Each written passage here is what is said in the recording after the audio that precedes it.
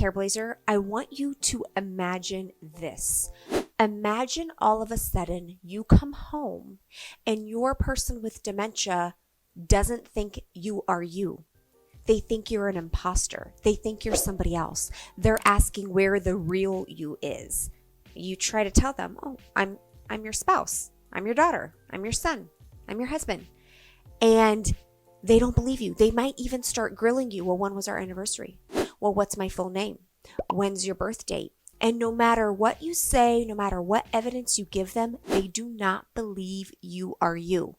This is something real, and it happens to caregivers, dementia caregivers, quite a bit. It's really difficult. At its essence, it's technically a delusion, which is a false belief somebody holds on to so tightly that there is nothing you can do or say that's going to change their mind. But this in particular is a specific type of delusion, and it's called Capgras Syndrome. This video got prompted because I received an email recently from a Careblazer who said it was a daughter caring for her mother. And she was saying, my mom doesn't believe I'm her daughter. My mom believes I'm a robot imposter of my daughter. Even if you aren't dealing with delusions or this particular delusion in your situation, I really encourage you to hang on and watch. Because the chance of delusions happening for your person with dementia increases the longer they have dementia. Basically, the chance of delusions increases as the dementia worsens. So it's important to know some of the best ways to respond to delusions, and in particular, Capgras Syndrome, so that we don't make things worse accidentally. Some studies have shown that individuals with Alzheimer's disease have a 50% chance of experiencing either delusions or hallucinations during their disease process, usually around year 4 of the disease. Delusions are also quite common in individuals with Lewy Body dementia and vascular dementia, but less common in people who have frontal temporal dementia. So for all of this, what I want to do today is I want to spend a little bit of time talking about what specifically are delusions, and then what specifically is Capgras syndrome, and then what do we do? What are the tips to respond to it? If they get more upset, the more we tell them what they believe isn't true, what the heck are we supposed to do? So I'll share my top 5 tips. Okay, so to recap, what's a delusion? A delusion is a very firm belief that somebody hangs on to despite all the evidence to the contrary. One of the most common delusions in dementia is the belief that somebody is stealing from them when nobody is stealing from them. There are many other types of delusions. For example, somebody coming to the home and switching out their cupboards or switching out things in the home, replacing them with things that aren't there. Belief that the partner is out having some sort of affair or having another relationship. And then less common is this Capgras syndrome, where they believe the person that they are talking to is not the person that they say they are, even though the person looks exactly the same as that person. Usually it is a close friend or relative that the person with dementia believes is an imposter.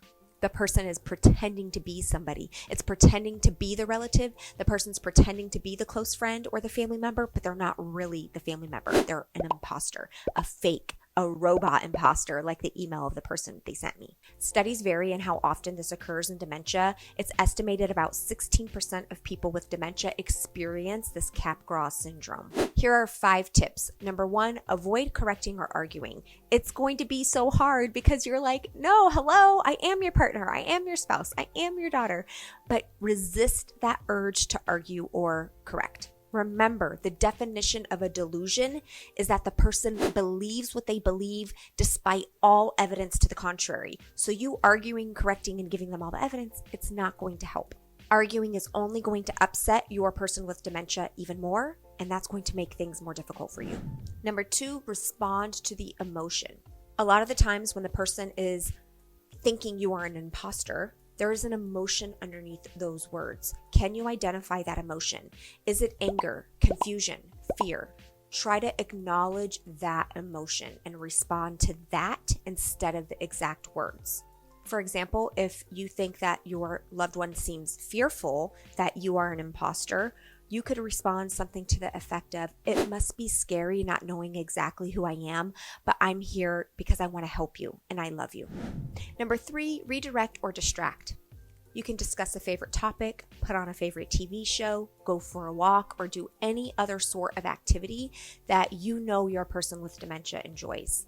Get creative. This is not going to make any sense to you, but it can make a lot of sense to the person with dementia. If there is anybody else in the house with you, you can have that person come in and remove the imposter and bring back the real person. You'd be really surprised how that can work. If you're by yourself, you can tell the person with dementia, okay, I'm going to leave. I'm going to go get the real person. You can literally leave the room, physically leave the room, and then come back as the real person.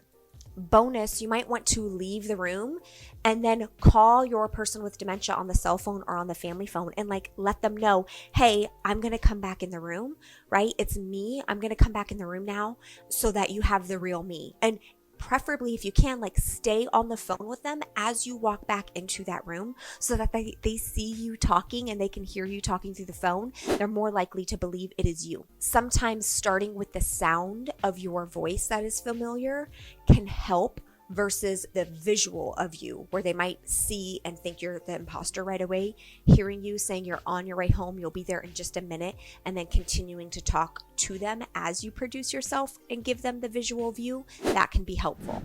Okay, final tip, number 5, do not take this personally. I know this is a tough one.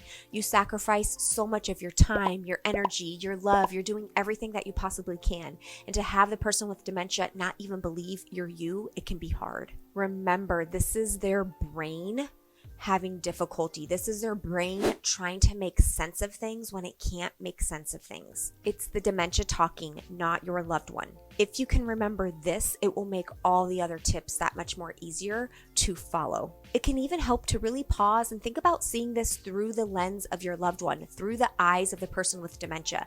Of course, it's so difficult for you to be on the end of the person not believing you are who you say you are, but could you imagine being the person with dementia who totally thinks the person in front of them is an imposter? That would be really scary. How do you think you would respond or react if somebody was in front of you talking, trying to tell you something, and you knew in your head that wasn't the person? Really scary. All right, that's all for now, Careblazer. Remember, my Dementia Care Club members, we could talk more about this inside of our weekly live Q&As. And for everybody else, I'm sending you so much love. Feel free to join me for my free behavior class where we learn the formula for change and how to apply it to your specific situation. Bye.